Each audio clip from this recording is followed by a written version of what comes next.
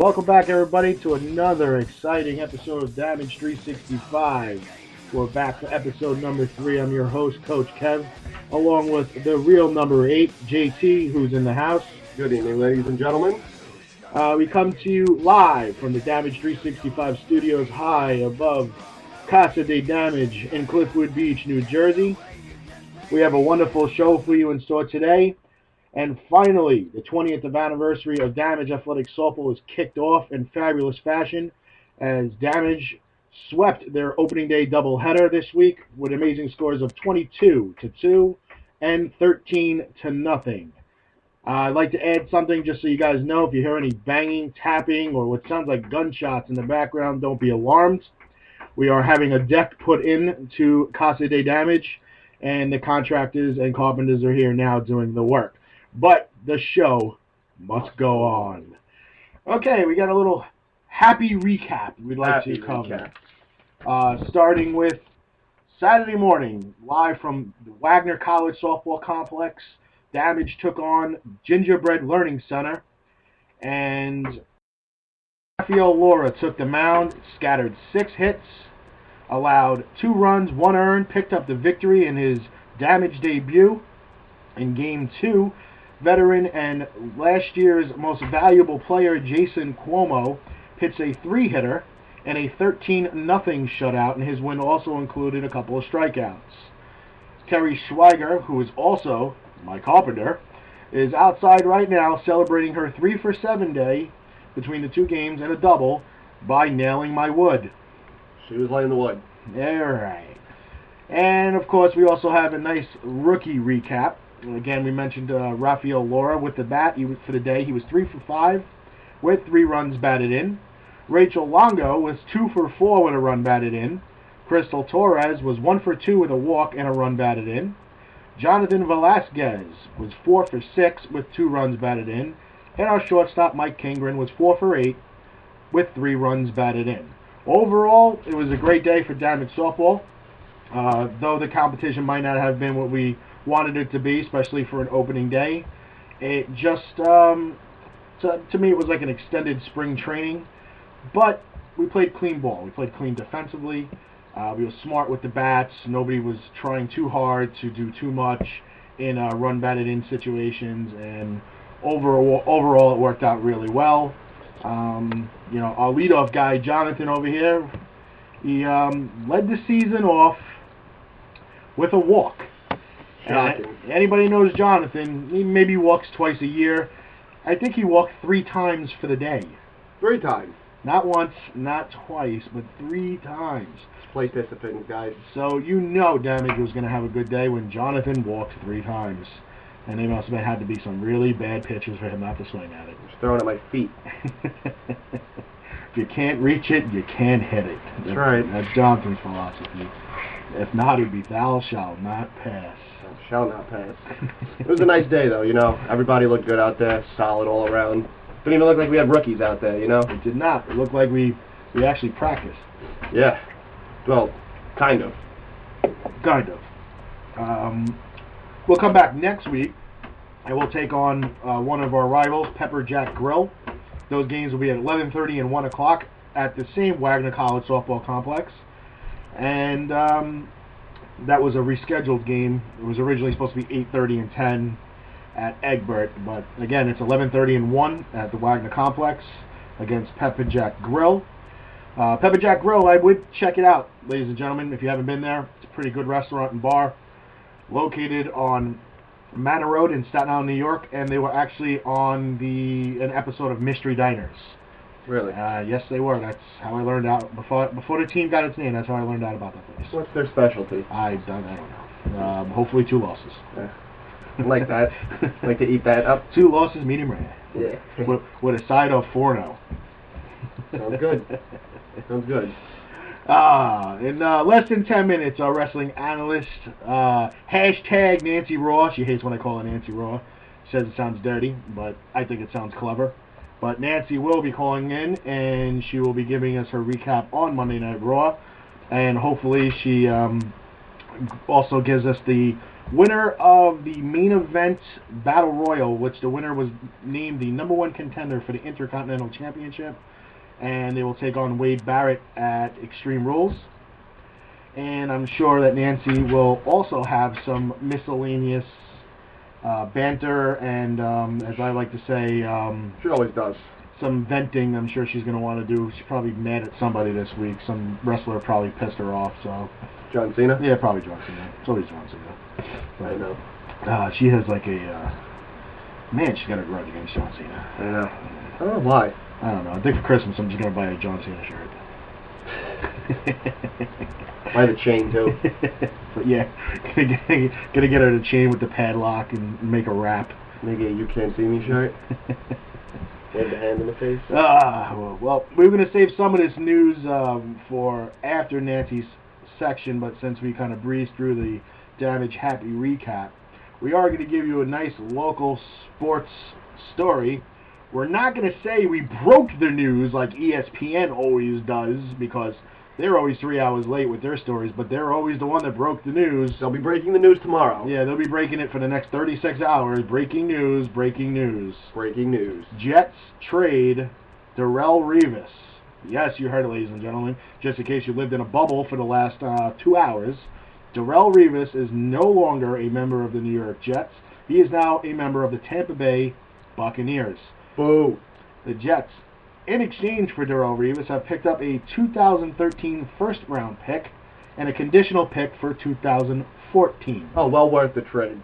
So, they couldn't sign him, they couldn't restructure him, so they traded him. Darrelle Revis, now a member of the Tampa Bay Buccaneers.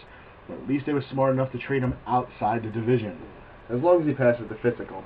Nah, I think he's going to pass the physical. You never know. He was just cleared to attend Jets volunteer camp, so I'm sure if he was, if he passed that, he can attend the Tampa Bay Buccaneers camp. Voluntarily didn't appear. Yeah, it's like Victor Cruz of the Giants. He's not appearing either, but he wants his money. But he's signed to a 1-year contract, so he's gonna have to play regardless. So be doing the salsa no matter what. Be doing the salsa, Giant Stadium, regardless of the situation. Giants are not going to trade him, so you can forget about that. But like we said, in less than 5 minutes, Nancy will be calling in with her wrestling recap of Raw.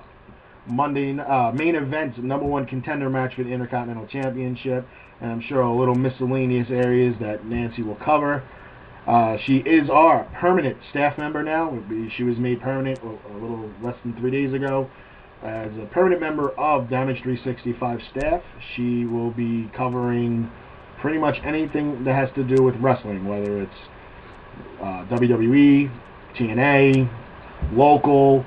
I know she's got an event coming up, I think, next month where she's going to be meeting with CM Punk. Really? So, yep. She will be meeting CM Punk and a couple other wrestlers. Who looks just like Mike K. Damage Athletics, by the way. No. Yes, he does. No. With the sunglasses, yes, he does. Yeah. Yes, he does. CM Punk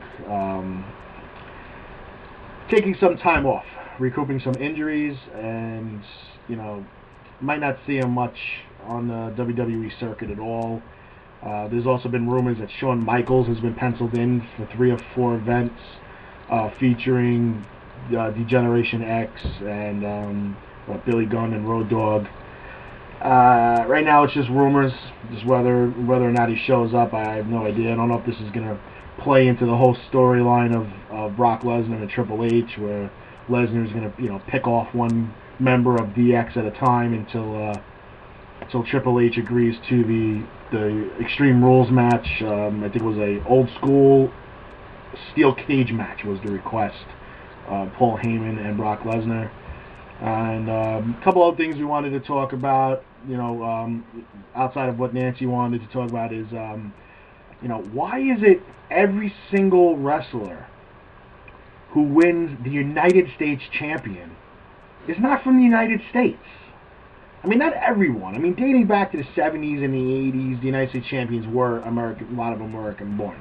But just recently, the last 3 right off the top of my head, Wade Barrett, Antonio Cesaro, and now Kofi Kingston. Not a single one of them are American-born wrestler.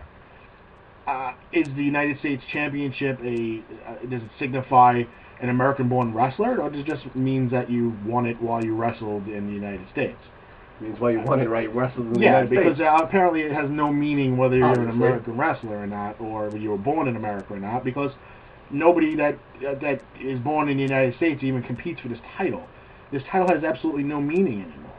And we said it once before, I think it was either the first or the second episode, we said that you want to give these championships meaning, get rid of the big gold belt. Get rid of the World Heavyweight Championship. That belt means nothing.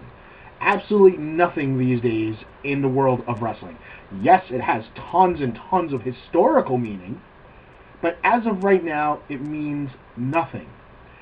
It's around the waist of everybody and anybody who they don't want to put in the limelight for the WWE Championship.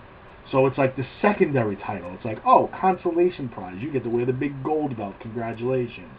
That's what the Intercontinental belt used to be all through the 70s and 80s. That belt has history. That belt just has prestige. Put that belt back into the limelight again. Get rid of the big gold belt.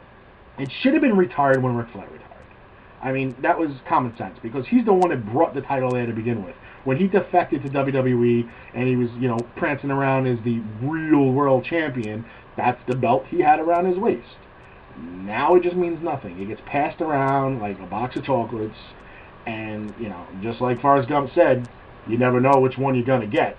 So, it's just garbage. To me, it has no meaning. WWE Championship should be the top of the line. That's where you should be measured. If you're not a WWE champion, then you're a candidate for an Intercontinental Championship. Then the United States Championship will have more meaning. A little bit. Okay? Tag team belts, get rid of the title belts. I mean, you have no tag team division.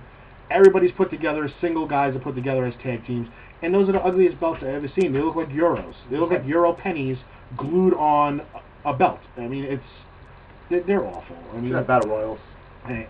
Well, they just had one. They had one for the winner is the number one contender for Wade Barrett's Intercontinental Championship. So Nancy will be calling us momentarily, and she will give us that information. I am very much sure. So we will wait on her phone call, as she'll be calling in any minute. And we'll give us her recap of Monday Night Raw. She will be giving us her recap of the number one contender Battle Royal. And she will be sharing some insight of other topics that she will be covering. And, I look forward to it. So do I. Every week. Every week. I do. She's one of those rare girls where she looks like a girl. She's a very attractive young lady. Looks like a girl. Well, that's always good. She sounds like a girl. Yeah. But she likes wrestling. You don't see that. You don't Not see every that. girl. You kind of scan the whole crowd when you're watching a wrestling event. It's, you don't really get that many attractive girls, at an arena. It's kind of the ones that they usually work overnight at like Pizza Hut. Yeah. No offense for your Pizza Hut employees. Yeah, we love Pizza Hut. Good pizza. So, Nancy should be calling in any second, and we wait on her. She's late. Yeah, she's a little late. It's okay, we're not mad at her. Man, what's going on with her? I don't know. So, but, just in case, again, if you people were not paying attention, how about Matt Harvey of the New York Mets? Harvey's better. 4-0. Outduels Steven Strasburg of the Washington Nationals. Mets right hand is 4-0. It's starting to make you feel like we did with R.A. Dickey last year, where you start looking at the schedule and saying, all right, who's he facing next? He's going to get 20 wins. But we won't know that until after we take a phone call from our wrestling analyst, Nancy Di Amore, our very, very, very beautiful wrestling analyst, has checked in with us today. Nancy, how are you doing today? Happy Sunday. Happy Sunday Fun Day. Sunday Fun Day. Happy 421. Just that day. So what's going on, Nancy? How are you this holiday of Italians and Sauce Day? I'm doing pretty good. How about you? I'm doing good. After this radio show, I will be indulging in some some sauce and some pasta and some meatballs and sausage. So I'm very excited. Yeah, I'm very upset that due to this gallbladder failure, I cannot partake in this festivity of fun post-show. Well, I soon. feel a little left out. I don't even get a picture of the food, nothing. Well, do you really want a picture of food that you can't eat right now? Would you describe it to me? That kind of thing. Yeah, I could do that. The best things in life are worth waiting for. Yeah, I think that would be torture. Nancy, hold on 1 second. Sure. On the air live at Damage 365 Studios, along with our wrestling analyst and JT. Nancy, let's give us a hashtag Nani Raw recap. All right, let's see. First up, my favorite quote-unquote tag team of the sort of moment, Randy Orton and Sheamus took it home versus The Big Show. Let's see. I'm a very big fan of Orton and Sheamus. Very, very big. Let's see. After that, Kofi Kingston versus Antonio Cesaro, and Kofi Kingston won.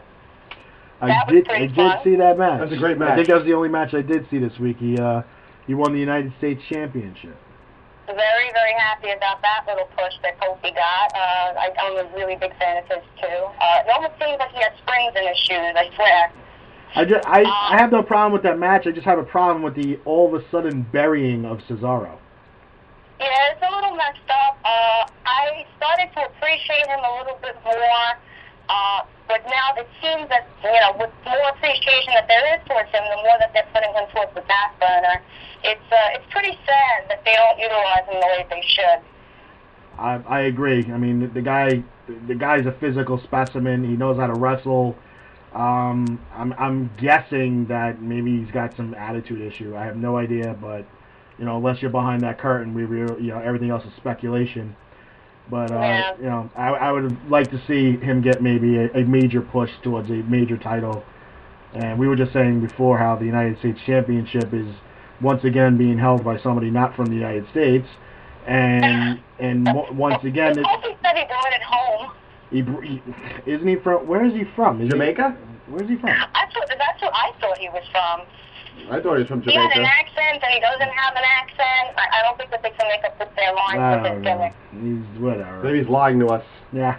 All right, moving on. Team Hell No versus Primetime Players. Again, Kane and Daniel Bryan won that one. I was a little surprised at the R-Truth versus Wade Barrett. R-Truth I haven't really seen or paid attention to in quite some time. R-Truth won, which was pretty cool because they're really trying to push Barrett, and by making R-Truth win, it's almost like you're drawing your attention back to him, which is actually pretty cool. I actually did see that match, and I don't know if anybody else picked up on it, but it actually looked like R-Truth got hurt in that match, hurt his arm, and it really looked like they ended the match prematurely. Like, that wasn't the designated ending. It looked like they ended that match prematurely because it was bad timing at the end. And it looks like they ended it and because somebody got hurt and they didn't want any further injury. I don't think that was the planned ending. I don't know if that's true. Yeah, I didn't see the referee throw up the X, but then again, when they do that, that seems legitimate injury. We have to kind of cut the match. I didn't see it, but then again, with the camera angle, we wouldn't see it because typically they don't broadcast that. Right. I mean, it just looked like prior to the pin, it looked like R-Truth hurt his arm. With the move that he pulled off, he was just in a position to lay on top of Wade Barrett, and then he got the quick pin, and it was a move where Wade Barrett, 90% of the time is going to kick out. It wasn't even a finisher. It was just a random move. Right. 1, 2, 3. 1, 2, 3. Okay, what do you got? What do you got next? Let's see, Great Khali and Santino versus Cody Rhodes and Damian Sandow. The winners was Team Rhodes Scholars. Of course. They're really turning Khali and Santino. Poor Santino, he's like the jobber. He was used as a weapon. That was pretty sad. But I actually do like Santino, not just for the the poker and the ridiculous stuff for the ring. I do like him as a wrestler. He can wrestle. Yeah, he can. I know. The Great Khali's a joke. That's just, they have to be for size. There's always, they have a few guys for the size of it. It's pretty, and then they turn him into the Punjab Playboy and all this stuff. And it's a little ridiculous what they're doing with Khali. Yeah, I agree with that. It's pretty stupid. But what was the next match on the card? Swagger versus Ziggler. Jack Swagger won. I don't know why they're pushing him so much, but they are. Swagger is, in my opinion, I could take him or leave him. Yeah. But to win over Ziggler in a non-title match, shortly after Ziggler won, it feels like he's going to be the next big thing. Yeah, I don't get the whole. I can't stand the whole non-title match. I mean, that's a whole different topic for a whole different day. It's a cop-out, yeah. It's like if you're gonna use the same 12 wrestlers every Monday night and every Friday night, then why do you have a pay-per-view every month? Because your Monday Night Raw and your SmackDown are like mini pay-per-views anyway, except they're free. Right. And the title changes on, them as well. Sometimes, usually insignificant titles like the United States Championship or the Intercontinental Championship. Yeah, or the Intercontinental Championship that, apparently is, not worth a dime anymore. Nope, it's on YouTube. It's on YouTube. You gotta love that. Let's see. After that, Punk came out and seemed a little off, but then Caitlyn and Brie Bella had a match, and the winner was over Caitlyn, actually. Brie and Nikki Bella won. Yeah, they kept switching on her. I think that they let the match go on longer than the usual Divas matches, and that's probably because CM Punk actually cut his speech a little short. I think it's best that he actually didn't say much at all to add to the, to the mystery of the whole thing. So when he does come back, it's going to be very, very exciting. But other than that, I mean, we can't put the Bella Twins against Caitlyn. It's just absolutely ridiculous. She should have won that match. Well, I know they pulled a little switcheroo at the end, and they rolled her up in a little small package kind of deal and got the pin. But I thought it was funny that JBL described her as he knew the difference between one because one was bigger. And if anybody knows anything about one of them has one of them has implants, so that's one of the twins has a set of twins, yeah. Yeah, so I thought that was kind of clever, and really? And of course Jerry Lawler was trying to continue the conversation about what do you mean? What do you mean? What do you mean? Yeah, well, one has bigger boobs than the other. That's what he meant by one's bigger. Oh. I know that you wanted to go into who won main event the Battle Royal. Yeah. Justin Gabriel actually sort of getting a push there, which is kind of cool because I do like Justin Gabriel. So Justin Gabriel is the number one contender. Nah. That's an interesting and unexpected victor of the Battle Royal. He's now the number one contender for Wade Barrett's Intercontinental Championship. So I guess at Extreme Rules, I guess that is already lined up for a match. I think that that's pretty interesting. I know that there's some history there when they were in their own little stable together. I do like Justin Gabriel. Like I said, I don't think he has enough airtime. I don't think that they give him enough. But hopefully they'll give him a proper push this time around. I'm hoping he doesn't end up like Heath Slater over there. All right, and we'll give you. We got like about a minute left with you, so we'll let you get on to your weekly rant. All right, I just wanted to mention a couple people that have helped us promote the show behind the scenes. We have like a little street team, mentioning by names Steve Angelos, Joe Garcia, Rob Hype Hawkins. He has he's wrestling fan page, Boston Porsche, and Alex Edwards. Thank you so much for all the help. And my rant I believe, I got a couple suggestions for this because people do like to message me and hype me up a little bit and, you know, kind of laugh at me because you've been on the other end of my Cena rants because they compared him to Superman this week, which was absolutely absurd. I said that the only way you can compare the two is that their victories are pre-written by the writers. That's really all the, you know, the props that I can give Cena.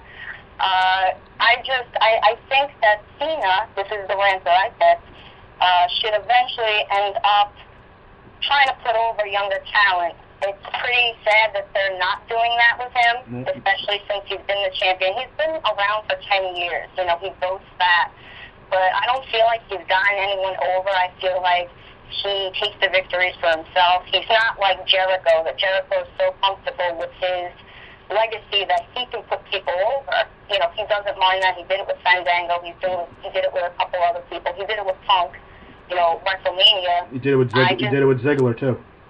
Ziggler too, yeah, absolutely. And I just feel like he should take a little step down, and I think he should put over Ryback. I think that Ryback should be the champ. I think he should be the face of the company.